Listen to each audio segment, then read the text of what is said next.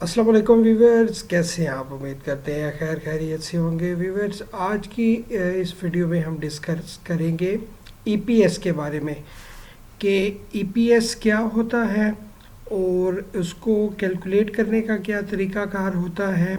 इसके अलावा हम ईपीएस के थ्रू कैसे पता चला सकते हैं कि एक शेयर जो है कि वो प्रॉफिटेबल हमारे लिए साबित हो सकता है या नहीं हो सकता। और उसके बाद हम ये भी डिस्कस करेंगे कि जो इंटरेस्ट रेट्स का उतार चढ़ाव होता है क्या उसका भी कोई असर पड़ता है ईपीएस पे कि नहीं।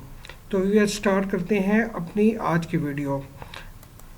ईपीएस की फुल फॉर्म है अर्निंग पर शेयर। इससे मुराद ये है कि एक कंपनी जो है वो एक शेयर पे कितनी अर्निंग ले रही है। और ईपीएस जो है इंतहाई सिंपल तरीक़ाकार होता है किसी भी कंपनी के फाइनेंशियल्स को चेक करने के लिए। अगर तो किसी कंपनी का ईपीएस जो है वो प्लस में चल रहा हो तो वो बहुत इजीली आप उससे जज कर सकते हैं कि कंपनी जो है वो प्रॉफिटेबल साबित हो रही है अपने बिज़नेस पे। और दूसरी तरफ पे अगर नेगेटिव चल रहा हो ईपीएस तो इसका मतलब है कि वो कंपनी लॉस में जा रही है और उसकी अर्निंग जो है वो उसकी अपनी रिक्वायरमेंट्स को मीट नहीं कर रही और इसके अलावा जो है वो प्रॉफिट भी नहीं बना पा रही।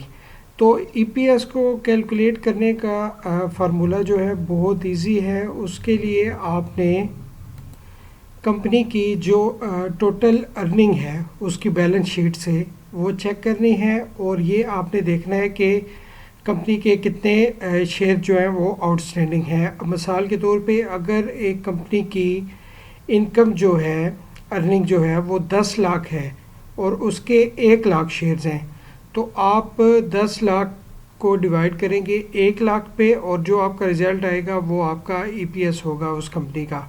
जैसे 10 लाख को 1 लाख पे करेंगे तो 10 पीछे आएगा रिज़ल्ट और इसका मतलब है कि 10 रुपये पर शेयर अर्निंग है इस कंपनी की।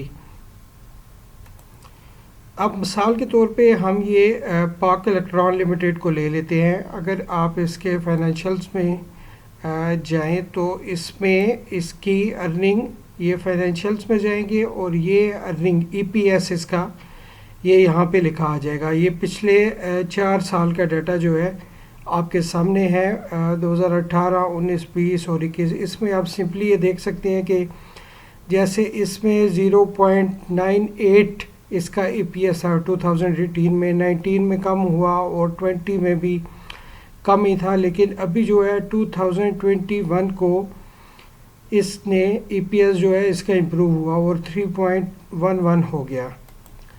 अब वैसे तो इसको देख के ही हम आइडिया लगा सकते हैं कि ये जो है कंपनी जो है प्रॉफिट में है क्योंकि इसका ईपीएस जो है वो पॉजिटिव में है, नेगेटिव में नहीं है। लेकिन फिर भी अगर आपने उसकी जो करंट मार्केट प्राइस है स्टॉक की उसके साथ कंपेयर करना है उस कंपनी का ईपीएस। जैसे कि इसमें ये पाक इलेक्ट्रॉन की करंट मार्केट प्राइस 16 रुपीज़ 60 पैसा है। और अगर आप ये देखना चाह रहे हैं कि या इसका जो ईपीएस है वो इसकी मार्केट प्राइस को मीट कर रहा है या नहीं, तो उसके लिए आपने सिंपली जो ईपीएस होगा उसको मल्टीप्लाई कर देना है 10 रुपीज़ के, क्योंकि जो फेस वैल्यू होगी उसके साथ मल्टीप्लाई करेंगे और मोस्टली शेयर्स की फेस वैल्यू 10 ही होती है। तो इसका सिंपल फार्मूला यही है कि आपने 10 के साथ मल्टीप्लाई कर देना है। अब जैसे ईपीएस 3.11 को हम मल्टीप्लाई करते हैं 10 के साथ तो इसका 31 रुपीज़ 1 पैसा अर्निंग पर शेयर ये कंपनी ले रही है और करंट मार्केट प्राइस जो है उससे कम चल रही है। इसका मतलब है कि ये कंपनी जो है अच्छी इनकम जो है बना रही है, इसलिए उसका ईपीएस भी स्ट्रॉन्ग है। दूसरी तरफ पे अगर हम एक और कंपनी देख लें जैसे ये एजीएल है, इसकी मिसाल आप देखें, इसके फाइनेंशियल में आप जाएंगे तो इसका ईपीएस आप देखेंगे तो नेगेटिव है। जो ब्रैकेट में आ रहा हो रेड हो उसका मतलब होता है कि नेगेटिव है। अब ये नेगेटिव इसका ईपीएस है तो इसका मतलब है कि ये कंपनी जो है कोई ख़ास अर्निंग नहीं कर रही, باقی جو ہے کہ شیئر کی جو مارکیٹ میں پرائس ہے وہ اوپر نیچے ہو رہی ہے، لیکن کمپنی کے فائنینشیلز جو ہیں اتنے اسٹرانگ نہیں ہیں۔ اب لاسٹ پہ جو چیز ہم نے ڈسکس کرنی ہے کہ وہ انٹرسٹ ریٹس کا، جیسے کہ میں نے بتایا کہ اس کا اثر پڑے گا کمپنی کے ای پی ایس پہ، کیونکہ موسٹلی کمپنیز نے جو ہے وہ لون لیا ہوتا ہے بینک سے۔